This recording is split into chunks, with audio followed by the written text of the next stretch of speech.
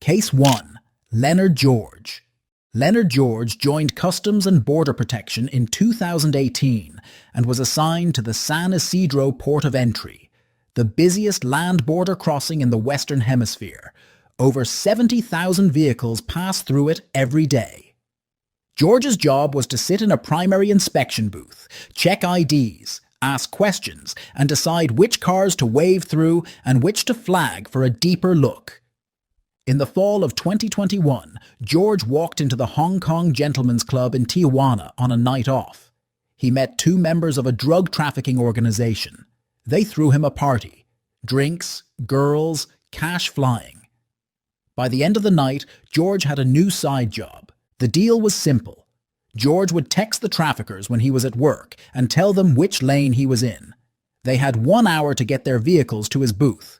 When the car pulled up, George waved it through. No questions, no inspection. Drugs in the trunk, people in the back seat. Didn't matter. He charged $17,000 per vehicle, $34,000 for two, $68,000 for four. The traffickers would send 4 or 5 loaded vehicles through his lane every single shift he worked. The cartel gave him a nickname, the Goalie, because nothing got past him. Or rather, everything did. On his days off, George drove back to Tijuana and walked into the Hong Kong Gentlemen's Club. He'd climb to the second-floor balcony and throw cash down on the dancers like confetti. $5,000 per visit. One Valentine's Day, he bought a 2020 Cadillac with bribe money and gave it to a trafficking associate as a gift. A cartel associate even took a selfie wearing George's CBP uniform jacket. The man who was supposed to protect the border was literally lending his uniform to the people smuggling drugs across it. In February 2022, it started falling apart. An alert had been placed on a suspected smuggling vehicle. It pulled into George's lane. This time, he had no choice. He had to flag it for secondary inspection. Inside, 222 pounds of methamphetamine. But directly behind that car was a second vehicle from the same trafficking organization, carrying another 200 pounds. George waved it through anyway. The next day, he collected $13,000 for the one that got through. That February seizure put investigators from Homeland Security, the FBI, and CBP's own internal affairs on his trail. They pulled his text messages, conversations between his wife and a high-ranking trafficker negotiating his payment per vehicle. They pulled audio recordings of drug couriers discussing their guaranteed crossings because they had the officer in their pocket. They pulled the selfie of the associate wearing his jacket. 19 loads. Hundreds of pounds of fentanyl, meth, cocaine, and heroin. An estimated 300 undocumented migrants, all waved through by one man in one booth. George was indicted in July 2023.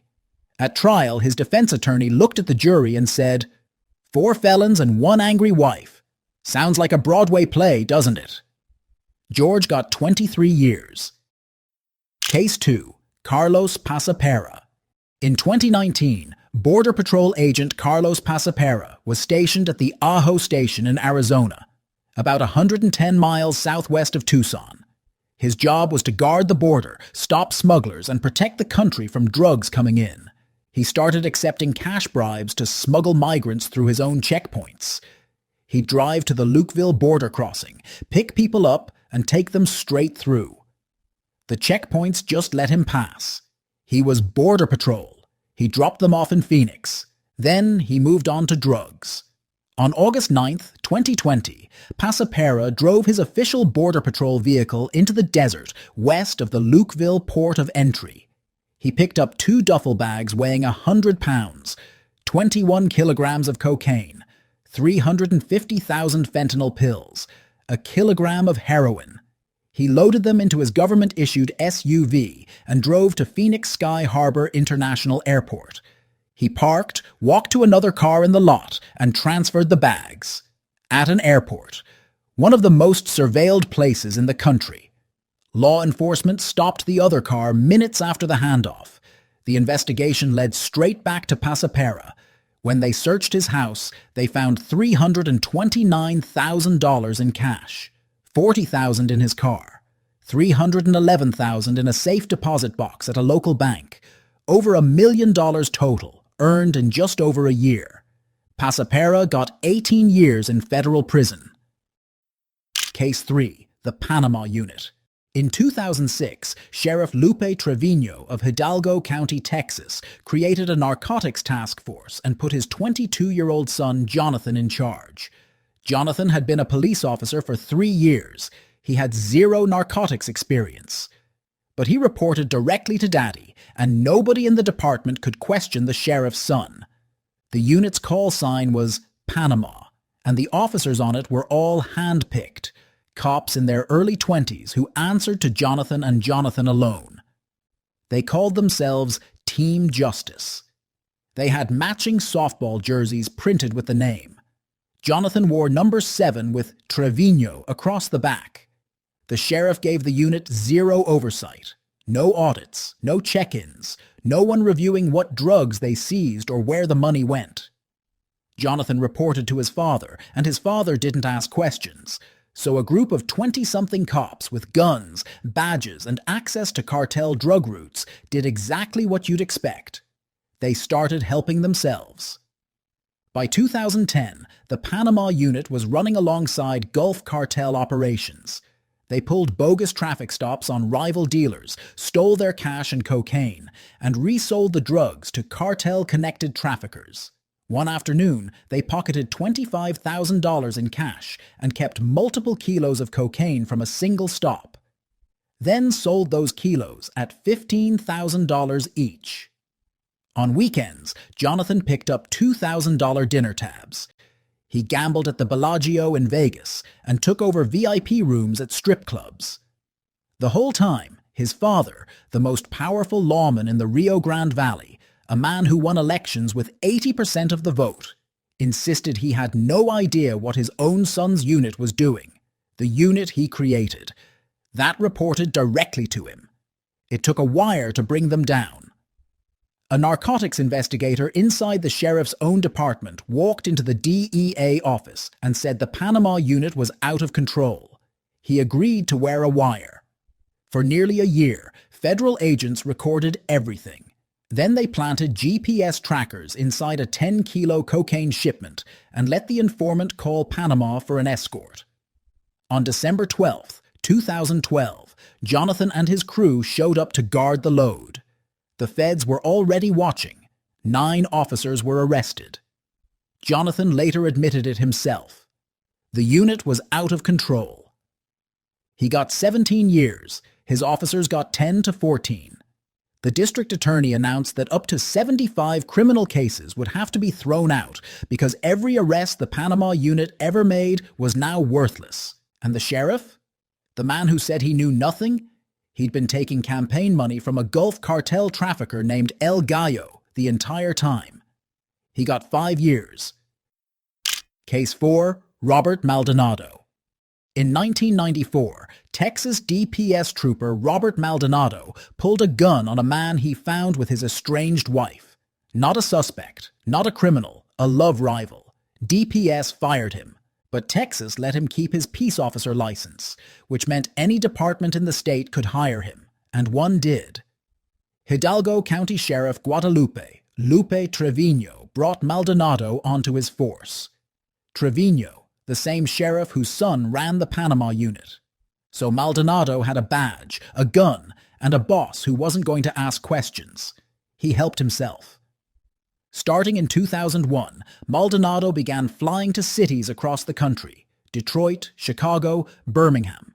He'd land, rent a car, and drive to a pickup location. Someone would load the trunk with cash. Millions, wrapped in bundles, stacked tight. Then he'd drive the whole thing back to the Texas border. He did this for 12 years, 120 trips, $40 million. In February 2012, a DPS state trooper pulled Maldonado over near Victoria, Texas. Speeding, driving on the shoulder, routine stuff. Then the K9 unit arrived. The dog went straight to the trunk. Inside, $1,068,930. 108 bundles of cash, wrapped exactly the way drug trafficking cash gets wrapped. Maldonado got 12 years in federal prison. Case 5. Noe Juarez. In 2009, the Houston Police Officers Union named Noe Juarez their Officer of the Year. He'd been on the force for 14 years, decorated, respected, assigned to the tactical unit. The kind of officer other cops pointed to as an example. 2 years later, that same officer was standing in the parking lot of El Chaparral nightclub on Houston's northwest side, in full uniform, loading assault rifles into the back of a pickup truck. El Chaparral was known for attracting high-level Mexican drug traffickers. Juarez ran security there on his nights off. That's where he met the buyers. He sold semi-automatic rifles, handguns, body armor, ammunition, and pepper spray. 8 weapons documented across multiple deals. He charged $4,500 for a pair of assault rifles in one transaction alone. Some of those weapons ended up with senior Los Zetas cartel leaders across the border in Mexico. But weapons were just his side hustle. The cartel needed something only a cop could provide: the police's own database. Juarez sat in his patrol car, typed in license plate numbers for cartel contacts, and handed over names and home addresses of people who owed $800,000 in drug money. He charged $500 for that. Meanwhile, his nephew Efrain Grimaldo was running a cocaine pipeline. 1,640 kilos shipped across 7 states from the Gulf Coast to New York. Juarez was connected to that too. When another officer once arrested Efrain, Juarez showed up and tried to get him released. What Juarez didn't know was that his main buyer, a woman known as Red, was an FBI informant. Every rifle handoff, every database search, every parking lot deal, she'd been recording all of it for months. In April 2014, Juarez walked into roll call at the police station like any other morning. Federal agents were waiting inside. They arrested him in front of his colleagues. The Officer of the Year, in handcuffs, walked past the same cops who used to look up to him. When he went to trial, his lawyers argued that Juarez believed the cartel members he'd been supplying with assault rifles were legitimate business people. The jury deliberated and found him guilty. He got 30 years.